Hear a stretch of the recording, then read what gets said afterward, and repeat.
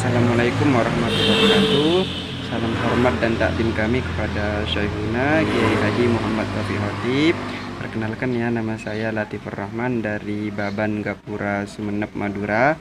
Langsung saja ya Pak Kiai. Sebenarnya jenggot saya di sini nih ya, sebenarnya tebal, namun ada perintah dari orang tua untuk mencukurnya. Namun sebelum saya mencukur itu ada keiskalan dan sampai sekarang ya masih iskal. Kan memelihara jenggot itu sunnah Rasul, sedangkan perintah dari orang tua untuk mencukurnya itu kan bertolak belakang, kontra dengan Rasul, dengan sunnah Rasul.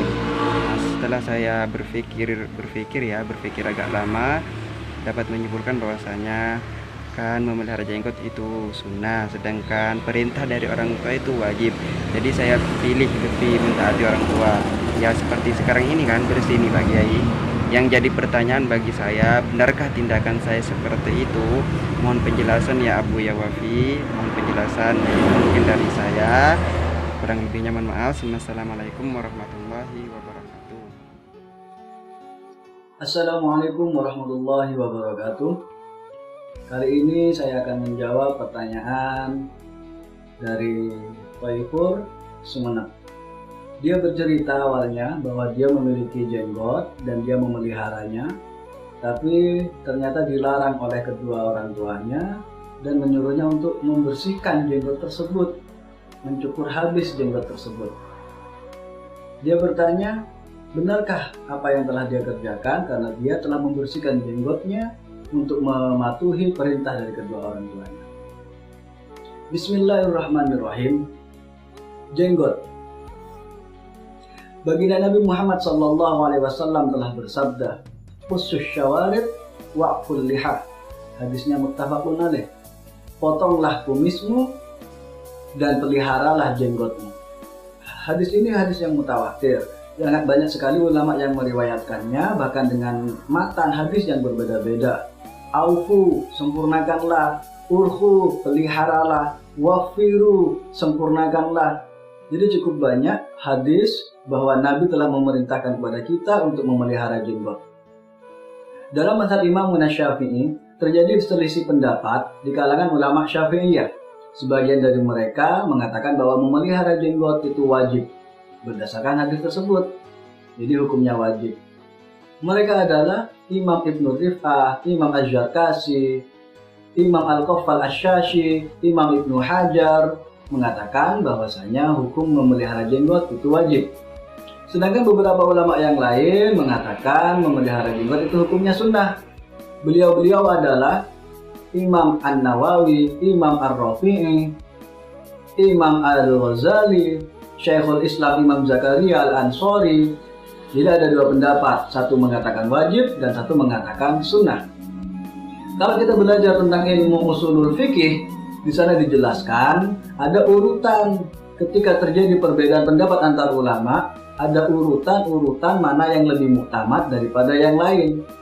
Ulama usulul fikih menyatakan innal mu'tamad fil madhab lil hukmi wal fatwa mattafaqu alaihi syaikhan. Jadi yang paling muktamad ketika terjadi selisih pendapat di antara ulama Syafi'iyah, maka pendapat yang dianggap paling muktamad adalah apa yang disepakati oleh dua guru kita. Mattafaqu alaihi syaikhan, yang disepakati oleh syaikhani, dua guru yaitu Imam Nawawi dan Imam Rafi'i. Imam Nawawi dan Imam Rafi'i jelas beliau mengatakan sunnah. Maka bagi kita Syafi'iyah, fatwa dan hukumnya adalah sunnah memelihara jenggot. Jadi jawaban dari pertanyaan Taifur tadi, benarlah apa yang telah dia kerjakan, bahwa dia mematuhi perintah orang tua. Yang jelas itu hukumnya wajib. Sedangkan memelihara jenggot menurut fatwa Syafi'iyah adalah sunnah. Ketika ada perbandingan, kita harus mengerjakan yang mana antara wajib dan sunnah, jelas kita mesti mengerjakan yang wajib. Kenapa? Karena birrul walidaini itu jelas hukumnya wajib. Ridallahu fi ridal walidain wa sukhtullahi fi sukhtil walidain. Ridhonya Allah itu terletak pada ridho kedua orang tua, dan murkanya Allah itu terletak pada murkanya orang tua. Jadi kalau kita bikin orang tua marah, marahlah Gusti Allah kepada kita. Kalau kita telah membuat orang tua kita senang, maka kita berarti telah membuat Allah senang kepada kita. Jadi teringat tentang Uwais Al-Qarni, seorang tabi'in, bukan sahabat. Sosok yang sangat luar biasa, legendaris dalam peradaban Islam. Uwais Al-Qarni adalah seorang tabi'in yang sangat luar biasa. Saking luar biasanya sampai Kanjeng Nabi Muhammad SAW berpesan kepada para sahabat agar ketika kalian bertemu dengan orang yang namanya Uwais Al-Qarni, mintalah istighfar darinya, mintalah doa darinya agar dia memohonkan ampunan kepada Allah untuk kalian. Subhanallah, dia seorang tabi'in yang Nabi memerintahkan berpesan kepada para sahabat untuk minta doa kepadanya. Padahal sahabat itu adalah khairul qurun. Sahabat itu adalah generasi terbaik. Kanjeng Nabi Muhammad SAW bersabda, khairul qurun qarni, tsummal ladzina yalunahum, tsummal ladzina yalunahum. Generasi terbaik adalah generasiku, yakni para sahabat. Lantas baru generasi setelahnya, berarti para tabi'in, dan generasi setelahnya yaitu tabi'ut tabi'in. Jadi makanya ini suatu yang sangat hebat, luar biasa. Kalau istilahnya sekarang ini sebuah anomali, sesuatu yang hebat, ini beda dari kebiasaan. Sahabat itu jelas lebih mulia, lebih agung daripada tabi'in, derajatnya lebih tinggi, tapi ternyata ada seorang tabi'in yang luar biasa, sahabat sama Nabi disuruh minta doa kepada dia. Karena dalam sebuah hadis Nabi Muhammad SAW bersabda, ya'ti alaikum Uwais bin Amir ma'amdadil Yaman bin Muradin summa min qarnin kana bihi baros fabara minhu illa mawdi'a dirham.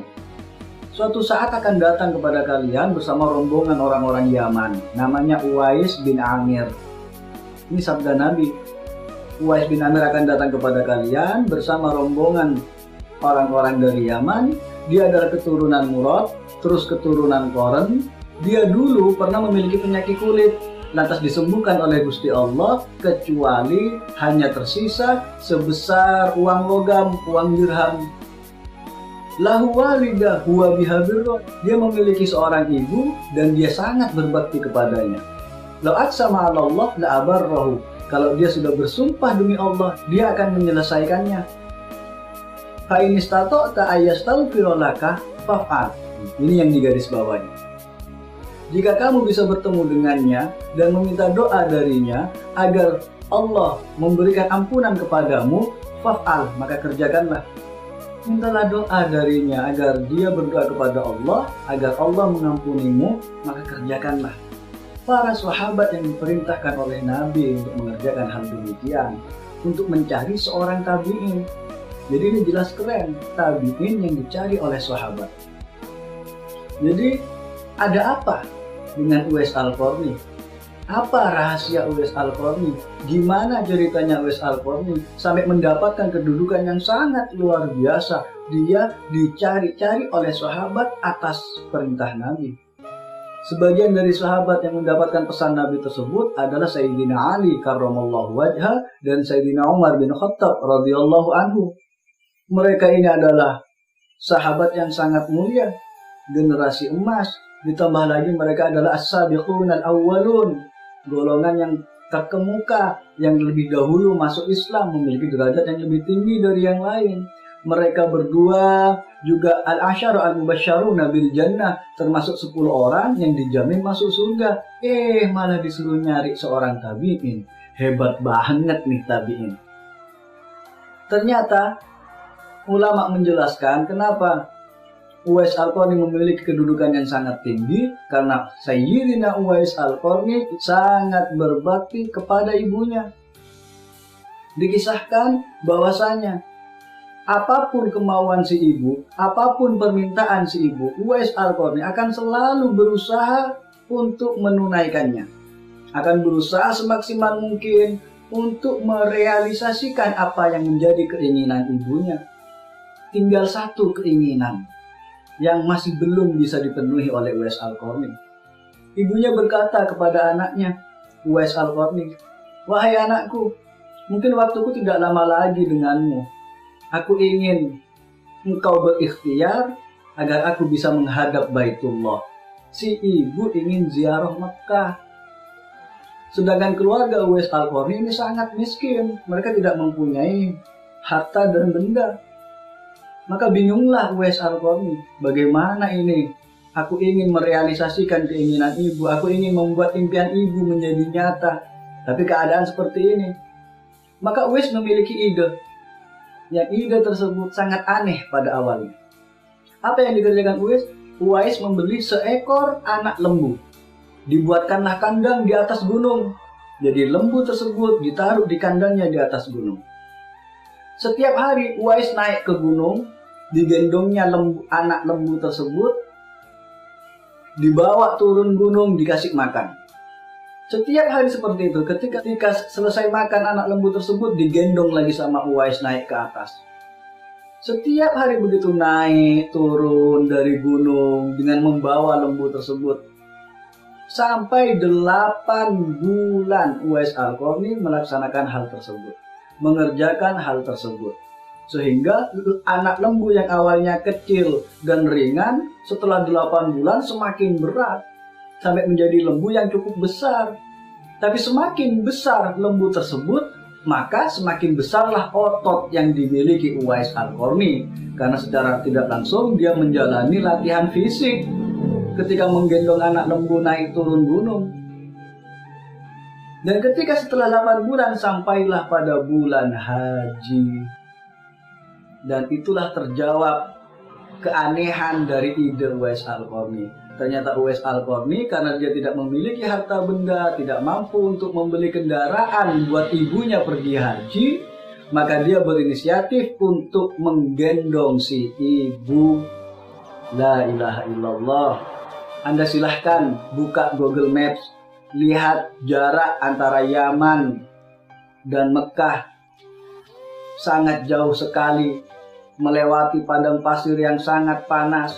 Itu ditempuh bukan hanya berhari-hari, berminggu-minggu, lebih dari itu. Digendonglah si ibu oleh Uwais Al-Qarni berangkat haji, pulang dan pergi. La ilaha illallah. Itulah birrul walidain seorang Uwais Al-Qarni. Dalam sebuah riwayat dijelaskan, Uwais Al-Qarni ketika pertama kali mendengar tentang kedatangan seorang nabi yang menyebarkan agama Islam yang penuh dengan damai dan cinta, seketika itu juga Uwais Al-Qarni langsung iman kepada nabi. Dan dia memiliki rasa ingin untuk segera bertemu dengan baginda nabi. Ketika dia sudah membulatkan tekad untuk pergi menghadap baginda Nabi dan menyatakan keislamannya kepada baginda Nabi, dia mikir lagi, aduh, aku masih punya ibu yang sudah tua, tidak bisa bergerak dengan bebas, harus aku yang selalu menjaganya, aku yang memenuhi kebutuhannya. Bagaimana mungkin aku meninggalkan ibuku dalam keadaan demikian? Maka ditahanlah rasa ingin untuk bertemu baginda Nabi. Hari berganti, minggu pun bergulir, tahun demi tahun semakin kuat rasa inginnya Sayyidina Uwais Al-Qarni untuk bertemu dengan baginda Nabi. Rasa rindu yang sangat mendalam, rasa kangen yang menggebu-gebu ingin berjumpa, bersua, mengaji dengan Nabi, menatap wajah indah Nabi, menghirup harumnya aroma Nabi. Allahumma salli ala Sayyidina Maulana Muhammad. Tapi sebesar apapun rindu Uwais Al-Qarni, sebesar apapun kangen Uwais Al-Qarni, dia tidak mau meninggalkan si ibu. Itulah birrul walidain. Hingga saat pada puncaknya, Uwais Al-Qarni pun sempat berkata kepada ibunya meminta izin untuk segera berangkat menghadap baginda Nabi. Apa kata si ibu? Anakku, keadaanku seperti ini. Bagaimana mungkin aku bisa hidup tanpamu berlama-lama? Baiklah, jika engkau sudah tidak mampu lagi membendung rasa rindumu untuk bertemu dengan Nabi, berangkatlah nak, jemputlah rindumu, jemputlah cintamu, berangkatlah ke baginda Nabi. Tapi dengan syarat, jangan engkau berlama-lama. Segera pulang dan temani lagi ibu di sini. Berangkatlah Sayyidina Uwais Al-Qarni. Ketika dia sudah sampai di kota Nabi, bertamulah dia ke rumah Nabi, dan ternyata sudah takdir Allah, ma qaddarallah, dia tidak bertemu dengan Nabi. Ketika dia bertamu ke rumahnya Nabi, ternyata hanya ada Sayyidah Aisyah. Sayyidah Aisyah pun menyampaikan kepada Uwais Al-Qarni bahwa Nabi sedang tidak berada di rumah. Uwais sempat menunggu selama beberapa saat, ternyata Nabi tak kunjung tiba. Akhirnya karena kepikiran kepada sang ibu, pulanglah Uwais Al-Qarni. Dan sampai akhir cerita, Sayyidina Uwais Al-Qarni tidak bertemu dengan sang kekasih. Rindu Uwais Al-Qarni tidak tersampaikan. Kangen Uwais Al-Qarni terus dibendung sepanjang hayatnya. Sampai suatu ketika dia mendengar akan wafatnya baginda Nabi Muhammad SAW. Maka dari itu beliau tidak bisa dikatakan seorang sahabat, bukan sahabat Nabi. Kenapa? Karena tidak pernah bertemu dengan Nabi. Dan meski bukan seorang sahabat, ternyata beliau memiliki nilai dan keagungan yang sangat luar biasa. Semoga kita bisa mendapatkan ibrah dari kisah-kisah tauladan Uwais Al-Qarni. Bagaimana cara kita berbuat baik, birrul walidain kepada orang tua kita. Sungguh indah perkataan birru abaakum tabarrakum abnaukum. Berbuat baiklah kepada bapak ibumu, maka anak-anakmu akan berbuat baik kepadamu. Birrul walidainlah kepada orang tuamu, maka anak-anakmu akan berbirrul walidain kepadamu. Barakallahu lana wa lakum, wallahu muwaffiq ila aqwamit thoriq. Wassalamualaikum warahmatullahi wabarakatuh.